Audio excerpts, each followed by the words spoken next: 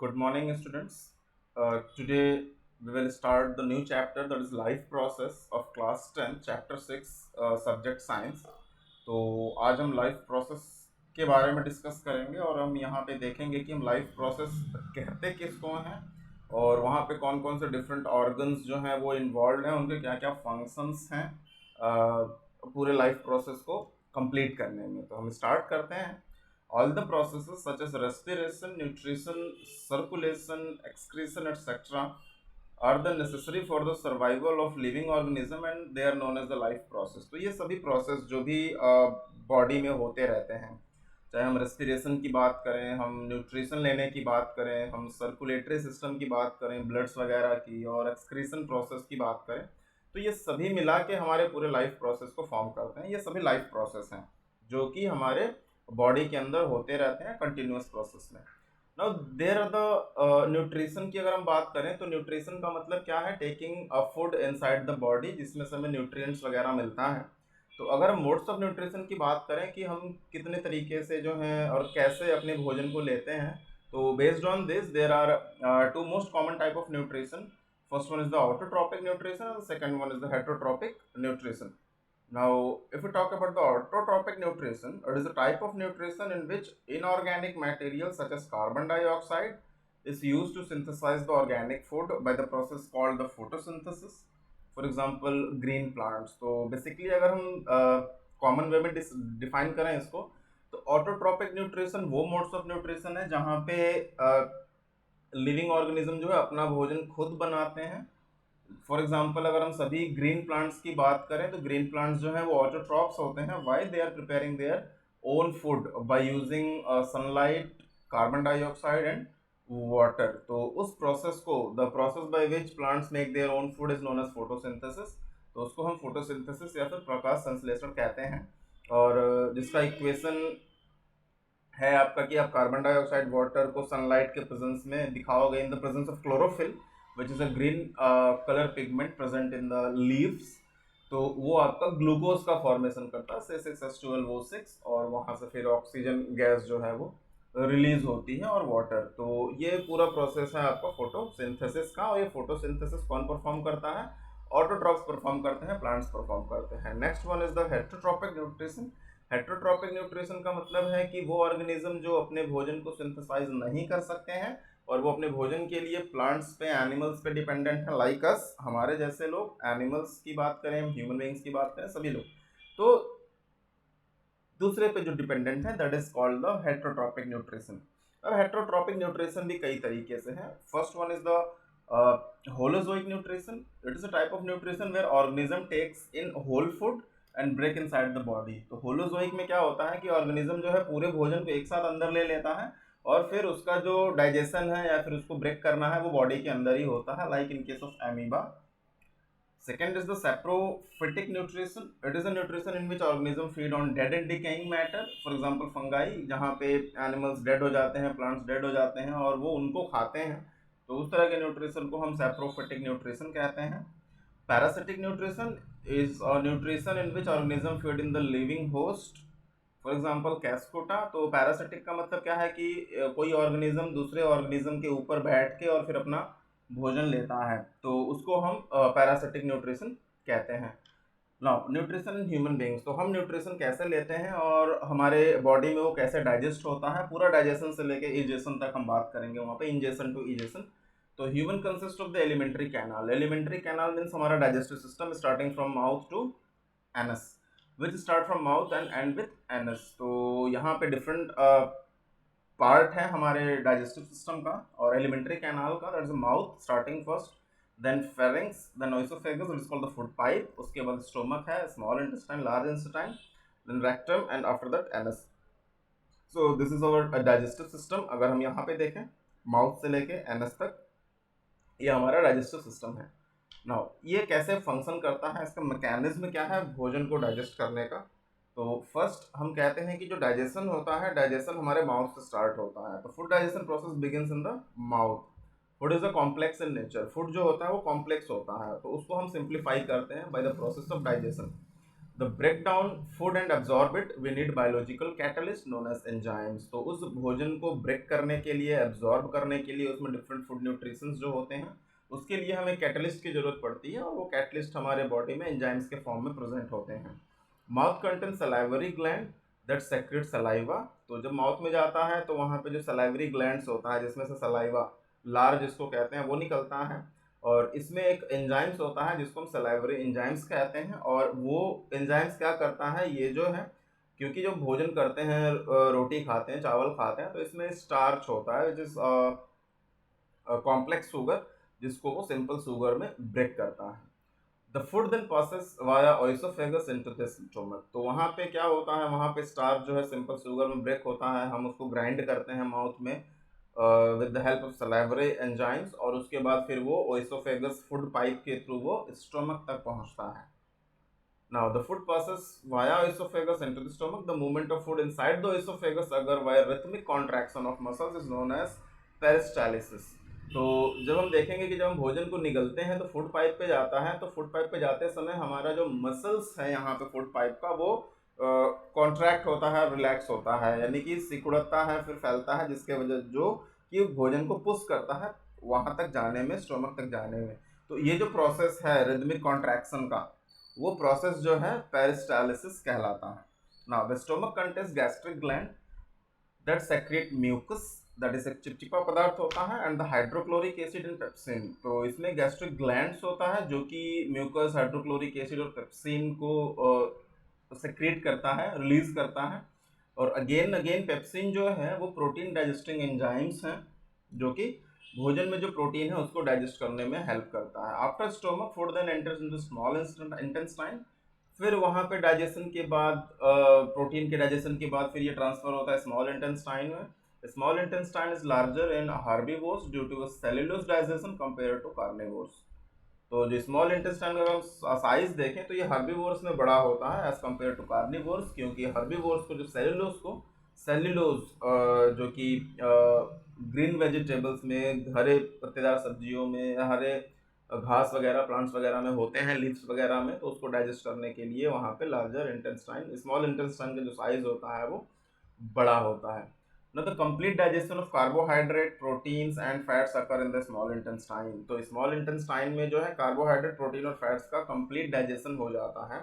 और फिर small intestine receive secretion from the pancreas. अगर हम डाइजेस्टिव सिस्टम को देखें तो वहाँ पे लार्जर इंटेस्टाइन के ऊपर एक पैनक्रियाज होता है। From pancreas and bile from the liver, और लीवर से बाइल जूस निकलता है। Bile helps in the emulsification of fats, और जो कि फैट्स को डाइजेस्ट करने में हेल्प करता है। Whereas pancreas secretes enzymes such as trypsin for protein digestion. Intestinal wall also contain glands that secrete intestinal juice for the digestion purpose. A small intestine has villi that increases the surface area for the absorption of food। तो small intestine के walls पे छोटे छोटे finger like projection villi होते हैं, और जो कि वहाँ के surface area को increase करते हैं, जिससे कि अधिक मात्रा में जो है absorption हो सके जो भी प्रोटीन है, कार्बोहाइड्रेट है, फैट्स का। द अनएब्जॉर्ब फूड, उसके बाद जब सभी कार्बोहाइड्रेट, प्रोटीन और फैट्स का एब्जॉर्प्शन हो जाता है, तो वहाँ से क्या होता है, जो अनएब्जॉर्ब फूड है, इट मीन्स वेस्ट मटेरियल, वो क्या होता है, वहाँ से वो लार्ज इंटेस्टाइन में ट्रांसफ़र होता है, और उसके बाद फिर वहाँ से वो रेक्टम में जाता है, और फिर एनएस के थ्रू वो बाहर आ जाता है। तो this is all a process of digestion और modes of nutrition in human beings, कैसे वो न्यूट्रिशन लेते हैं और किस तरीके से वो डाइजेस्ट करते हैं, और किस तरीके से कौन कौन से एंजाइम्स जो हैं वहाँ पे सेक्रेट होते हैं to digest the food in human body. तो ये है। Next is the respiration. Respiration का क्या मतलब है कि जो भी हमारे सेल्स में मेटाबॉलिक एक्टिविटी होते हैं, इट मीन्स कि भोजन का ब्रेक होना, ये सारी चीज़ें, और वहाँ से एनर्जी का रिलीज होना, that is called the respiration. तो रेस्पिरेशन जो है वो दो तरीके से होता है।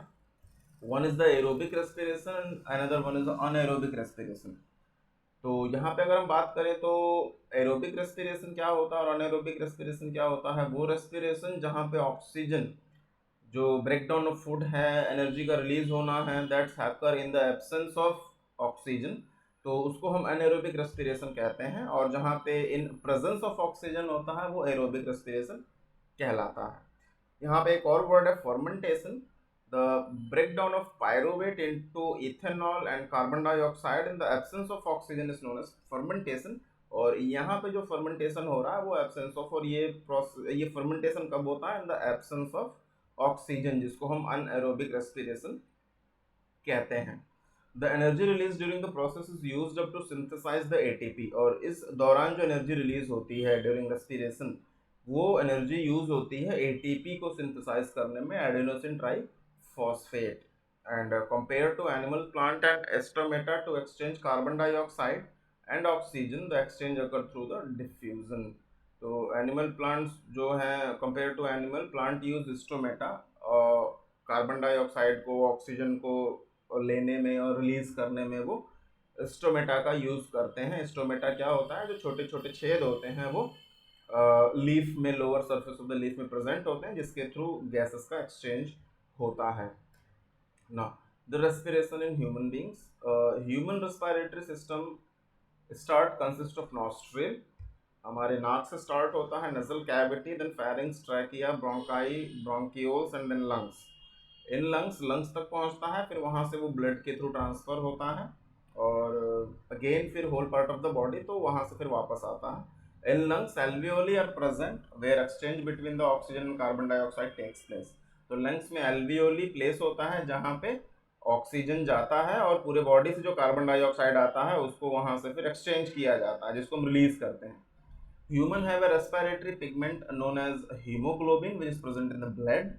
तो ये रेस्पिरेटरी पिगमेंट है जो कि ब्लड में होता है, जो कि ऑक्सीजन को कैरी करता है different part of the body and then remove carbon dioxide from the body. एक तरीके से ये ट्रांसपोर्ट एजेंट का काम करता है, कैरियर है जो कि ऑक्सीजन को बॉडी पार्ट में लेकर जाता है और वहां से कार्बन डाइऑक्साइड को एल्वियोली तक पहुंचाता है, जहां से फिर हम नोज के थ्रू फिर उसको लंग्स से, नोज से होते हुए उसको हम बाहर रिलीज करते हैं। तो नेक्स्ट है, this is the process of respiration. तो ऑक्सीजन रिच एयर को हम इन्वायरमेंट से लेते हैं नेजल कैविटी के थ्रू, फिर वो फेरिंग्स तक पहुंचता है, फिर ट्रैकिया, फिर ब्रोंकाई, फिर एल्वियोली तक आता है जहाँ पे एक्सचेंज प्रोसेस होता है। फिर एल्वियोली से ऑक्सीजन और कार्बन डाइऑक्साइड का एक्सचेंज होता है, फिर अगेन रिवर्स प्रोसेस होता है, फिर वहाँ से कार्बन डाइऑक्साइड ब्रोंकियोल्स तक आता है, वहाँ से ब्रोंकाई, फिर ट्रैकिया, फिर फेरिंग्स, फिर नेसल कैविटी, फिर कार्बन डाइऑक्साइड रिच जो होता है नेसल कैविटी से फिर हम उसको बाहर की तरफ रिलीज कर देते हैं। तो ये होल प्रोसेस है रेस्पिरेशन का। Next is transportation in human beings. तो ह्यूमन बींग्स में ट्रांसपोर्टेशन कैसे होता है? तो ब्लड जो है is a fluid connective tissue that transport food, oxygen, carbon dioxide, nitrogenous wastes etcetera. तो जो भी हम भोजन लेते हैं उसमें जो न्यूट्रिएंट प्रेजेंट होते हैं वो किसके थ्रू ट्रांसपोर्ट होता है पूरे बॉडी में? वो ब्लड के through, which is a connective tissues होते हैं जो कि ऑक्सीजन को, कार्बन डाइऑक्साइड को, नाइट्रोजनस वेस्ट को ट्रांसपोर्ट करता है।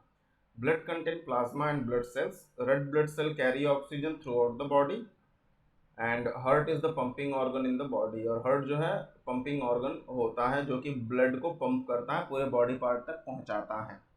अगर हम ह्यूमन हार्ट की बात करें तो ह्यूमन हार्ट में 4 चैम्बर होते हैं, 2 एट्रियम होते हैं और 2 वेंट्रिकल्स होते हैं। लेफ्ट एट्रियम क्या होता है? अगर हम इसके स्ट्रक्चर की बात करें तो यहाँ पे आप देख सकते हैं, यहाँ पे राइट एट्रियम है, लेफ्ट एट्रियम है, राइट वेंट्रिकल्स है एंड लेफ्ट वेंट्रिकल्स है। यहाँ पे आपको दिखाई दे रहा है 4 चैम्बर है, 1 चैम्बर, 2 चैम्बर, यहाँ पे 3 और यहाँ पे 4 चैम्बर हैं हार्ट के, और ये चारों चैम्बर मिलके फंक्शन करते हैं, ब्लड को पूरे बॉडी तक पहुंचाते हैं, पूरे बॉडी से ब्लड को फिर ये रिसीव करते हैं। तो ये कैसे होता है तो हम देखते हैं यहाँ पे। तो लेफ्ट एट्रियम जो है वो ऑक्सीजन रिच ब्लड को रिसीव करता है लंग से, while receiving blood it relaxes. तो रिसीव करता है तो ये रिलैक्स मोड में होता है जिससे कि अधिक से अधिक ब्लड अंदर आ सके। Now the left ventricle pump oxygen rich blood through out the body. जो लेफ्ट वेंट्रिकल होता है ये ऑक्सीजन रिच ब्लड को बॉडी के थ्रू पंप करता है। तो डीऑक्सीजनेटेड ब्लड है जो बॉडी में होता है, जो वापस आता है ऑक्सीजन सप्लाई करने के बाद, ऑक्सीजन देने के बाद पूरे बॉडी में, फिर वो वापस आता है। तो वो आता है अपर राइट एट्रियम में, और ये जो कॉन्ट्रैक्ट्स होता है to pump the blood to right ventricles.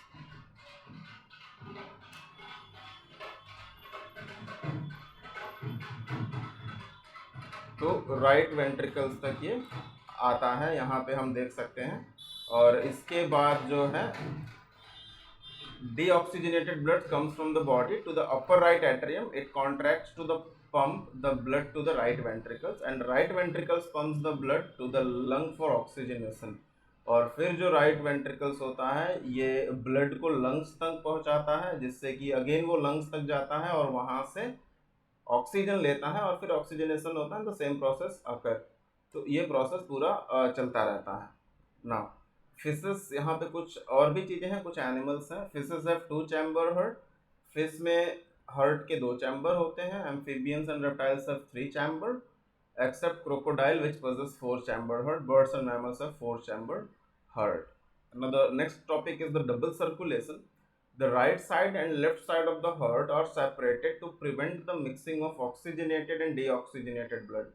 तो ये जो सेपरेशन है राइट साइड और लेफ्ट साइड का, अगर हम हार्ट की बात करें तो ये सेपरेशन क्यों है, जिससे कि हम ऑक्सीजनेटेड ब्लड और डीऑक्सीजनेटेड ब्लड के मिक्सिंग को जो है प्रिवेंट कर सकें, रोक सकें। In vertebrates, blood goes through the heart twice during each cycle. This is defined as the double circulation. तो vertebrates की बात करें तो ब्लड जो है 2 बार जाता है पूरे साइकिल में, इसीलिए इसको डबल सर्कुलेशन हम कहते हैं। This is the diagram.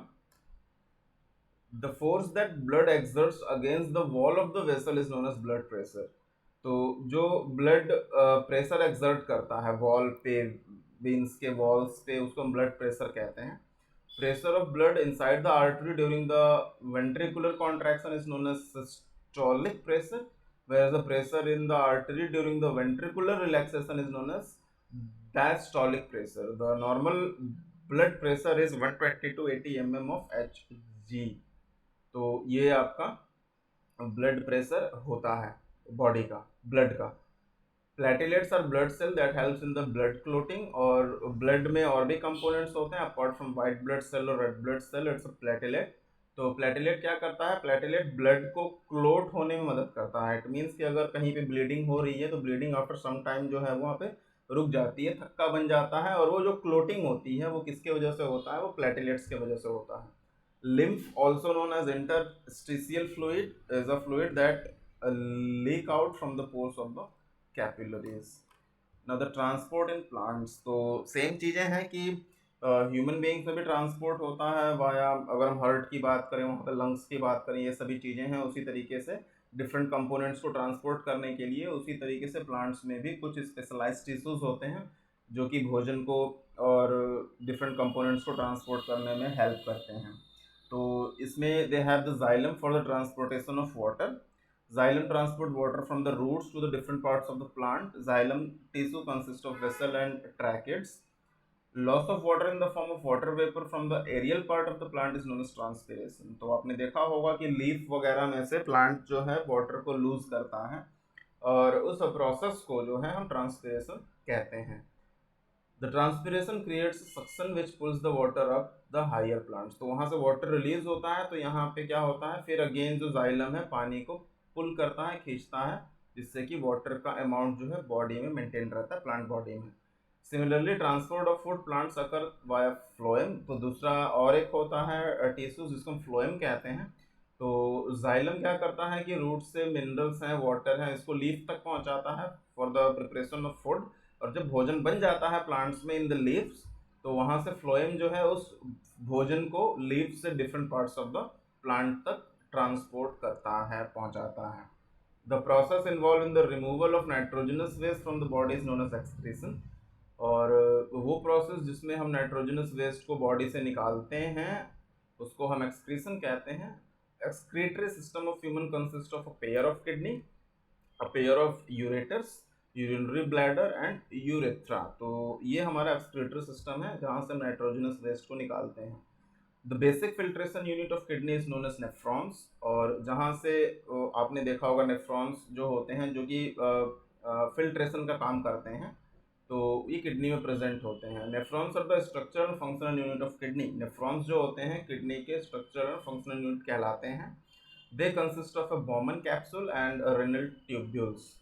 तो कैप्सूल के जैसे शेप होता है इनका, और ये रेनल ट्यूब्यूल से कनेक्टेड होते हैं for the formation of urine, some substances such as glucose, amino acids and selectively reabsorbed. और यूरिन के फॉर्मेशन में कुछ सब्सटेंस होते हैं जो कि ग्लूकोज होते हैं, अमीनो एसिड और होते हैं जो कि रीएब्जॉर्ब किए जाते हैं। Amount of water reabsorb depend on how much water is there in the body.